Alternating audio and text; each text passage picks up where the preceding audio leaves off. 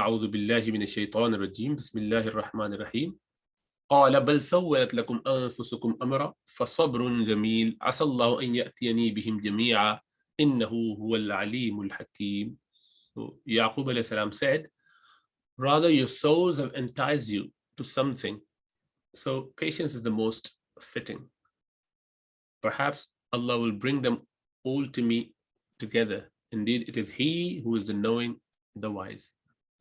So when they returned back, again without Benjamin this time, and actually they have not done anything apparently wrong, but there is still a charge or claim from Sayyidina Yaqub alayhi salam that you have maneuvered, سَوَّلَتْ لَكُمْ أَنفُسُكُمْ أَمْرًا, that your souls have done something of the nature that is not right. So obviously he's referring to what has transpired in Egypt, with the false claim, the false charge of theft, and that was actually a result of what the brothers say, although they didn't know it and they never meant it, but they were so confident that they haven't stolen anything and they were right there, but that they brought forth their own idea, which was their custom to Egyptian law, where they said anyone who was found with that stuff that they've stolen, they become their slave in place of that good. So this is how they applied the same rule to Sayyidina Binyamin, and he became a captive there, so they had to stay behind. But anyway, it wasn't that they actually did anything wrong there, but they only what they knew they mentioned, and that was the whole idea of Sayyidina Yusuf alayhi salam, to get the brother back. But what maneuvering here would also mean that you try to do something, and Yusuf alayhi salam's yearning was not enough, his longing was not enough, and he was still missing him, and yet he had another son being away, both of the most beloved to him. Yaqub alayhi salam had to go through a lot of trial by losing his children one after the other.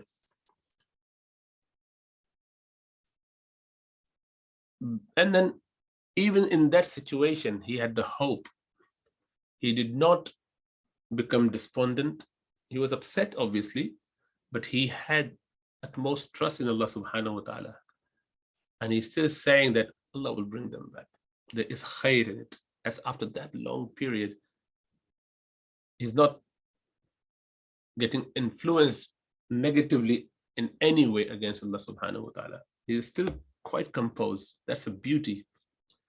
وَتَوَلَّى عَنْهُمْ وَقَالَ يَا أَسَفَ عَلَى يُوسُفَ وَابْيَضَّتْ عَيْنَاهُ مِنَ الْحُزْنِ فَهُوَ كَظِيمٌ. So when he turned away from them and said, "Oh, my sorrow over Yusuf," and his eyes became white from grief, for he was of that a suppressor.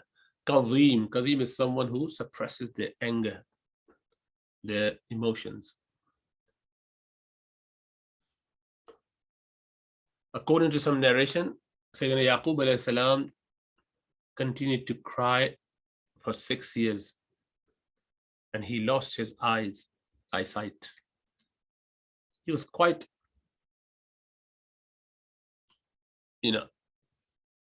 upset, obviously, but he was not talking about this to anyone other than Allah subhanahu wa ta'ala. So he was doing this kazm thing.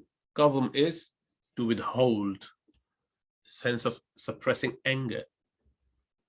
You grief, you're not letting it out. And that's a beauty. Allah subhanahu wa ta'ala describes believers with this. He said, وَالْكَاظِمِينَ الْغَيْظَ. They suppress their anger.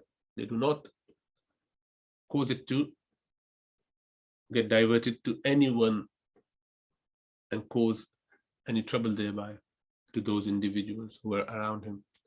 And we do that a lot. Our tantrum would cause a lot of damage to the people around us. We need to be qadeems, those who would control it. A companion came to Rasulullah sallallahu alaihi wasallam. He asked about advice, and Rasulullah sallallahu alaihi wasallam said, "La taghdab, do not become angry." And he kept asking the same question, anymore, and Rasulullah sallallahu alaihi wasallam would give the same response, "La taghdab, do not be angry." Means you would get anger, that's natural, but apply it in the right way, at the right time, to the right people. Do not let this anger control you, rather you control it and do the needful. And that needful could be that you have to tell someone off, that's fine, but you do it in a calculated and measured way, not in a very reactive and flippant way. That is why Rasulullah sallallahu alaihi wasallam said, whoever suppresses his anger and does not act as it demands despite having the ability to do so, Allah subhanahu wa ta'ala would reward him. It's the big reward for them. Rasulullah sallallahu alaihi wasallam said, Allah subhanahu wa ta'ala will bring such people before the whole nation, whole people, and will give them the option to take whichever of the blessings of Jannah they liked. They can have whatever they want because they suppress their anger. And that is why one such treatment at that time of distress is the one recites, Inna lillahi wa inna ilayhi raji'un. This is one of the distinguishing characteristics of this ummah. We will understand why, because we just get it all sorted out. When you say that, your distress literally would not last that long if you know the meaning of what you're saying, if you mean it. What you're saying, indeed, we are for Allah. We are created for Allah subhanahu wa ta'ala to worship Him. And everything that we possess, everything that we have is from Allah, and it would have to return back to Allah. And we too. So whatever is the loss that we are grieving and the sorrow that we are experiencing, whatever that may be, is always due to some loss, isn't it? That loss could be the loss of wealth, could be job, some loved ones, losing anything that you lose. You say that that was for Allah subhanahu wa ta'ala, so am I. As that thing has gone away from me, so would I. I would just be leaving this world. I'm going to be with Allah subhanahu wa ta'ala. I will be where I need to be. I will be seeing Allah subhanahu wa ta'ala. So everything is temporary. No one is going to stay here for long. Nothing is going to stay here for long. So if that's the case, then what a big deal. Everyone is moving in only one direction towards their end. So what if something happened quicker than the other? So ultimately, everyone, everything, every blessing has to go that way. Kullu man alayha fan. Everything needs to perish. So if that's the case and that's the reality, then why bother too much about something? Knowing that Allah subhanahu wa ta'ala would not burden people with more than what they could tolerate.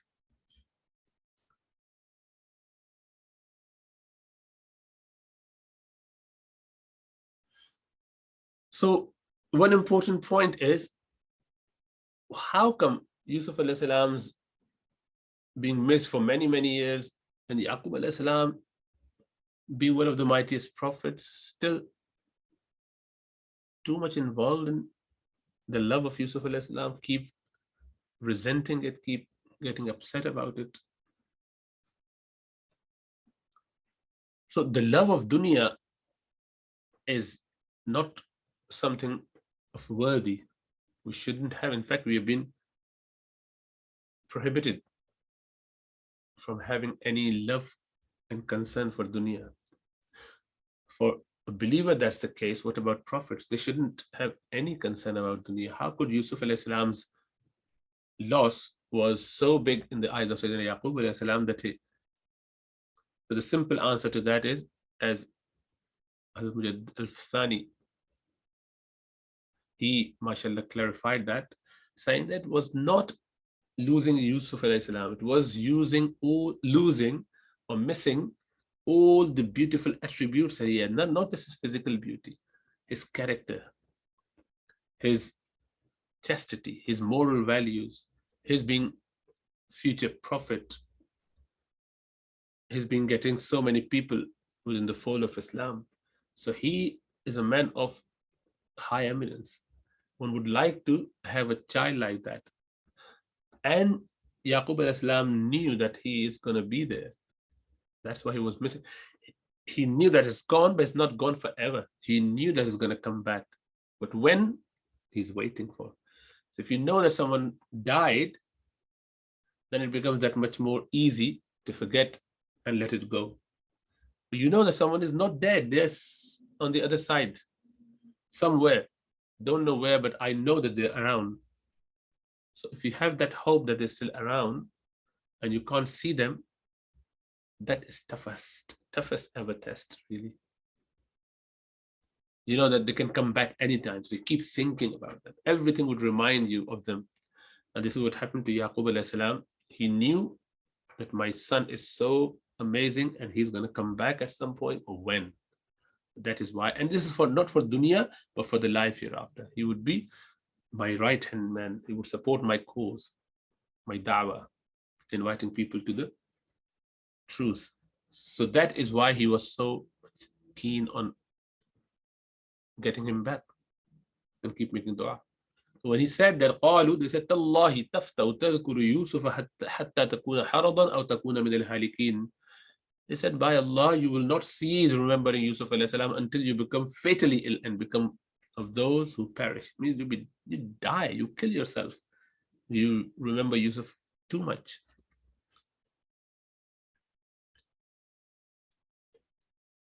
Now they realize that with the passage of time, we expected that to be a bit better and forget about Yusuf. And that was the whole idea, that he would forget Yusuf and he would be free with his time and efforts and affection and compassion, all diverted towards us. Obviously, they have lost everything. Rather, they became less favorable, let alone becoming closer. They couldn't even maintain the previous status in the eyes of dad, in the eyes of father. And that is what was expected, because when you commit a heinous crime like that, there's nothing that's going to change your fortune. And then when they said what they said, and that was quite disrespectful anyway, he said, I do not complain to you. I'm complaining to my Lord, my concern. I'm not speaking to you. Leave me alone.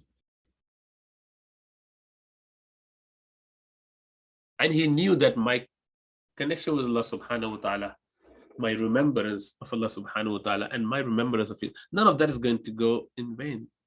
Even if I don't get it now, whenever it happens, all my concerns and my du'as are getting me closer to Allah subhanahu wa ta'ala. So patience is an obligation for all believers. Imam Qurtubi rahmatullah said, this event proves that it is wajib on every Muslim when faced with distress or pain in the case of his person, children, family, or property, that he or she should seek redress from it by resorting to patience as its best, and by becoming resigned to and content with the decree of Allah subhanahu wa ta'ala, and follow the example of Sayyidina Yaqub alayhi salam and other blessed prophets. One has to show patience. And Allah subhanahu wa ta'ala doesn't burden us. We are always capable of tolerating it, bearing it, but we lose our hopes and we become weak. And as I mentioned, those who swallow their anger, they are the best in the sight of Allah subhanahu wa ta'ala. Those who swallow their pain and show their sabr, and those who swallow their anger, affliction and anger. And that is why we shouldn't complain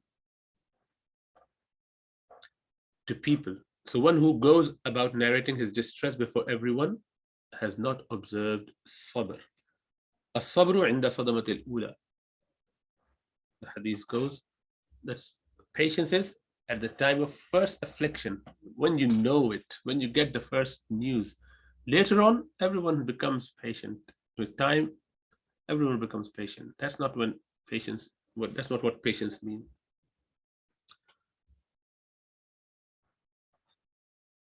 So Allah subhanahu wa ta'ala has blessed Yaqub alayhi salam with the reward of shuhada for his patience. So whoever observes patience like this, they will be rewarded in the same way, that of a shaheed, that of a martyr, because they've been patient. So why he was put to trial, there was one incident just to end with. Sayyidina Yaqub alayhi salam was once performing his tahajjud prayer, and Yusuf alayhi salam was sleeping next to him, and there was some sound from his grunting sound or something. So Yaqub alayhi salam diverted towards Yusuf alayhi salam, and that was natural. But then what happened? He kept looking at Yusuf alayhi salam during the prayer. So Allah subhanahu wa ta'ala says to angels, look at him. He is the most honorable prophet, my favored servant, and yet his heart is not connected to me in his tahajjud prayer. And this is only one off. And yet, as they say, Hasanatul Abrar, Sayyatul Muqarribin. In the prayer, we are not supposed to be getting distracted by anything. So Allah subhanahu wa ta'ala made him go through that trial. So then the hadith of Rasulullah sallallahu alaihi wasallam, Sayyidah Aisha radhiyallahu anha asked, Ya Rasulullah, can we look elsewhere during prayer? Rasulullah sallallahu alaihi wasallam said, through it, the shaitan fetches the servant of Allah subhanahu wa ta'ala away from him. So we shouldn't be looking around. We shouldn't be, glancing here and there. Just focus at the sajda place. That is why we keep it very strict that, when you are in prayer, just don't bother. And so having no distraction. The problem is that we pray at places, even in the masajid, we have all those different embroidery done on the wall, painting, different decorations, different, even on the prayer mat, there's so many designs to follow. So one would just go and follow those and come to the other end of the flower, which is, where is this, vine going or some sort. It's just so strange. All the lines and all the shapes. We keep looking at that and then keep getting new shapes all the time. So the idea is that we keep our focus very much concentrated to Allah subhanahu wa ta'ala's blessings, his remembrance, his favors, and thanking him for that. If we do not understand Arabic language which we are reciting, even then we can think about something positive. So that should be the way. And then finally he said, إنما أشكو بثي وحزني إلى الله وأعلم من الله ما لا تعلمون. He said, I only complain of my suffering and my grief to Allah, and I know from Allah that which you do not know. He is amazing. إنما أشكو بثي وحزني إلى الله. Ya Allah, I complain to no one but to you. All my concerns, I'm going to present it to you, Allah. That's amazing. That's amazing. So we should keep it like that. We shouldn't be going around. Yes, if someone is really too much under stress and they can't find a solace of any sort and they would want to get some support, it's fine, because they're weak perhaps with their connection or their trust in Allah. Then they can get some advice from the ulama, the shuyukh. But default is they must try and be patient. And if they feel like complaining, complain to Allah subhanahu wa ta'ala. Ya Allah, what do I do? You have put me in this position and I don't find any respite. What do I do? Ya Allah, you help me out. I'm finding it very difficult. Talk to Allah subhanahu wa ta'ala. Complain to Allah subhanahu wa ta'ala. in a nice way. Don't go overboard. You will find that there's a lot of messages coming back to you, consoling you and calming you down. That is the connection that the believer has with Allah subhanahu wa ta'ala, rather than clinging on to those straws in the form of people around us, Googling it. Someone said, I just identified online there were certain groups who were supporting that. We don't do that. We don't need anyone other than Allah subhanahu wa ta'ala or the pious people of our community who know what Sharia would dictate in these matters, as opposed to anyone who is doing some sort of psychotherapy or some sort of distress management and this and that. That's not our way. Someone who we would want to take advice from must be a great servant of Allah subhanahu wa ta'ala at least. That could be you, parents and grandparents, someone pious, inshallah ta'ala, and knowledgeable. So inshallah ta'ala, may Allah make it easy. MashaAllah.